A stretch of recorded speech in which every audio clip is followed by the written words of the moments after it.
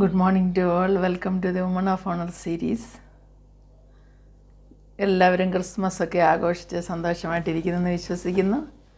അതിനുശേഷം വരുന്നതായ പുതിയ വർഷം 2026 വർഷം എല്ലാവർക്കും അനുഗ്രഹവും ആശീർവാദവും സന്തോഷവും ആയിരിക്കട്ടെ എന്ന് ആശംസിക്കുന്നു. ഇന്ന് ഒരു ചെറിയ വീഡിയോയിലേക്ക് കടക്കുന്നതിന് മുമ്പായിട്ട് എല്ലാവർക്കും ദൈവം നല്ല നന്മയും അനുഗ്രഹങ്ങളും എല്ലാവിധ സന്തോഷങ്ങളും നൽകി 2026 ആണ്ടിനെ അനുഗ്രഹിക്കട്ടെ എന്ന് പ്രാർത്ഥിക്കുകയും ആശംസിക്കുകയും ചെയ്യുന്നു.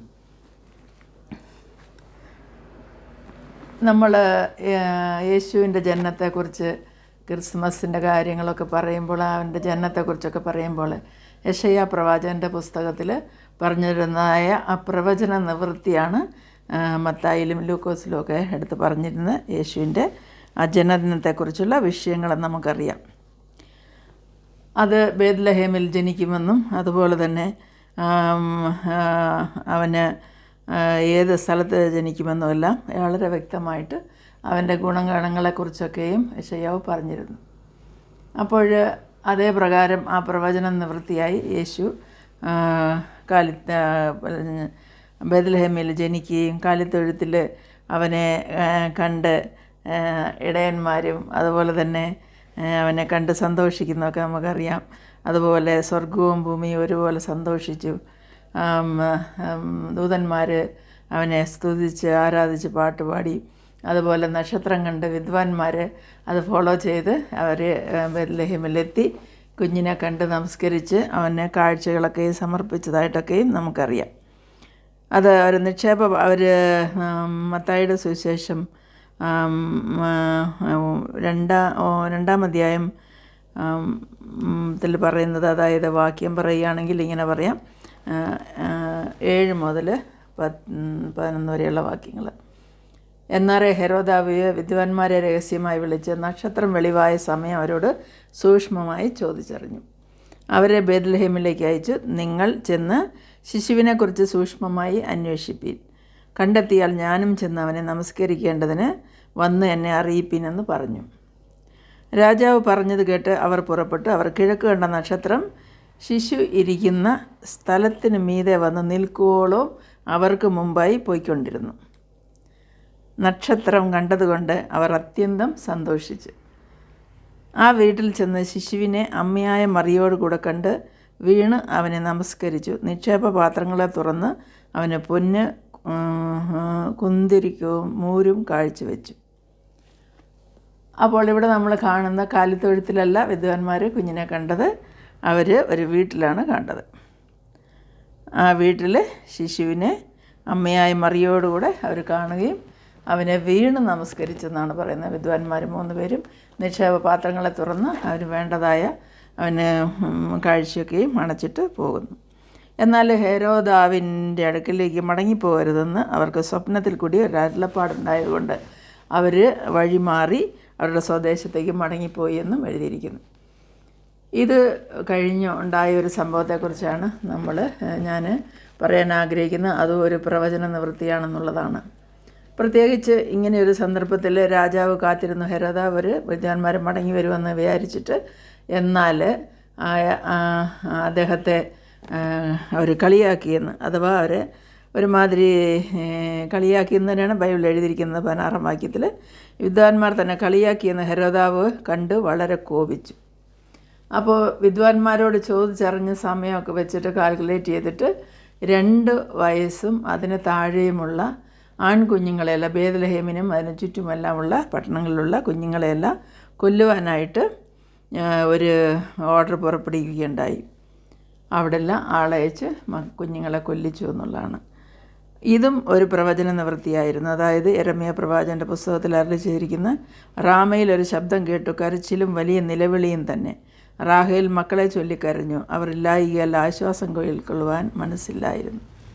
ഒരു ഭാഗത്ത് യേശുവിൻ്റെ ജനനത്തിൽ സന്തോഷിക്കുമ്പോൾ മറുഭാഗത്ത് അനേക അമ്മമാർ നിലവിളിക്കുന്നതായ, അതായത് അവരുടെ നിഷ്കളങ്കരായ കുഞ്ഞുങ്ങളെ കൊല്ലപ്പെട്ട് അവരെ വധിക്കുന്നതായ അവർക്കത് അവരുടെ കൺമുമ്പില്ലാതെ തന്നെ ആയിരിക്കുമല്ലോ പിടിച്ചിട്ട് അവരെ കൊല്ലുന്നത്. അപ്പോൾ എത്രയോ കുഞ്ഞുങ്ങൾ അങ്ങനെ കർത്താവിന് വേണ്ടി കർത്താവിനെ അവർക്ക് കണ്ടുപിടിക്കാൻ പറ്റാത്തതുകൊണ്ട്, യേശുവിനെ കൈ കിട്ടാഞ്ഞതുകൊണ്ട് ആ പ്രായത്തിലുള്ള കുഞ്ഞുങ്ങളെയെല്ലാം, ആൺകുഞ്ഞുങ്ങളെയെല്ലാം കൊല്ലുന്നതായിട്ടാണ് നമ്മൾ കാണുന്നത്.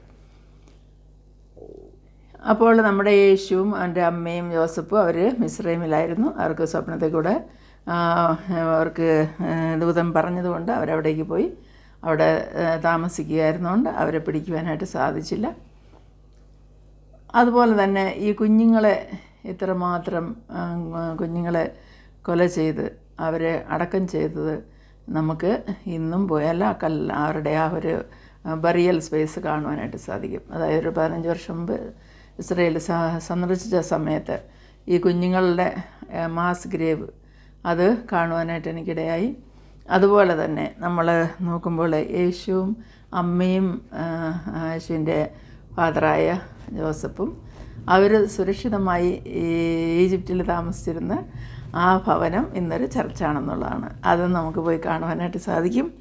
അപ്പോൾ ഇതൊക്കെയും ശരിക്കും പറഞ്ഞു കഴിഞ്ഞാൽ ഇത് ഹിസ്റ്റോറിക്കൽ പ്ലേസസ് ആയിട്ട് തന്നെയാണ് ഇന്നും അത് നിലനിൽക്കുന്നതുകൊണ്ട് തീർച്ചയായിട്ടും ഈ സംഭവങ്ങളൊക്കെ നടന്ന കാര്യങ്ങളാണ്.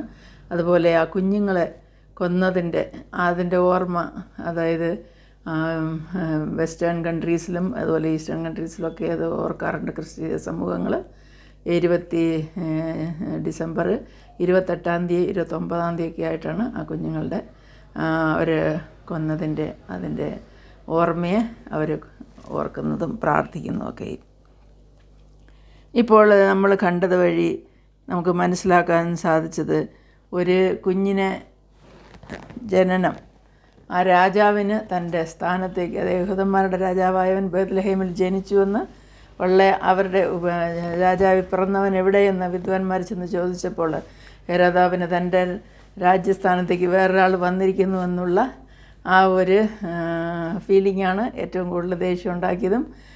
തനിക്കെതിരായിട്ട് ആരോ വന്നിരിക്കുന്നു എന്നുള്ള ആ ഫീലിങ്ങിൽ നിന്ന് അനേക കുഞ്ഞുങ്ങളെ കൊല ചെയ്തു. അതുപോലെ ഇന്നും ലോകത്തിൽ പല ഭാഗങ്ങളിലും നമ്മളറിയാതെ അറിഞ്ഞും അനേകർ ഇതുപോലെ കൊല ചെയ്യപ്പെടുന്നുണ്ട്. നിഷ്കളങ്കരായ കുഞ്ഞുങ്ങളെ കാരണങ്ങളില്ലാതെയും കാരണങ്ങളോട് കൂടിയും തന്നെ ഈ ലോകത്തിൽ നിന്ന് മാറ്റപ്പെടുന്നു. ഇതൊക്കെയും കാണുമ്പോൾ നമ്മൾ ദൈവസന്നിധിയിൽ ആ കുഞ്ഞുങ്ങളെയും അവരുടെ ആത്മാവിനെയും ഓർത്ത് പ്രാർത്ഥിക്കുക മാത്രമാണ് ചെയ്യാനായിട്ടുള്ളത്. അപ്പോൾ നമ്മൾ ഹെരോദാവ് മരിച്ചു പോകുന്നത് വരെയും യേശുവിൻ്റെ കുടുംബം അവർ മിസ്രൈമിൽ, അതായത് ഈജിപ്തിലാണ് താമസിച്ചിരുന്നത്. ഇത്രയും ഞാൻ പറയുവാൻ കാരണം, ഈ ഒരു സങ്കടകരമായിട്ടുള്ള കാര്യം അധികം ആരും ഓർക്കാറില്ല. എത്രയോ അമ്മമാർക്ക് കുഞ്ഞുങ്ങൾ നഷ്ടമായി, എന്നാൽ അത് നമ്മൾ മറന്നു പോകും. നമ്മുടെ സന്തോഷത്തിനിടയ്ക്ക് നമ്മൾ യേശുവിൻ്റെ സന്തോഷം, യേശു ജനിച്ചതിലുള്ള സന്തോഷവും ആഘോഷവും എല്ലാം കഴിഞ്ഞ് ന്യൂ ഇയറിൻ്റെ ആഘോഷം ഇതൊക്കെയുണ്ട്. എന്നാൽ ഇതിന് മധ്യത്തിൽ ഇങ്ങനെ ഒരു സങ്കടകരമായുള്ള കാര്യവും ഉണ്ടെന്നുള്ളത് ഞാൻ ഓർമ്മിപ്പിച്ചെന്ന് മാത്രം.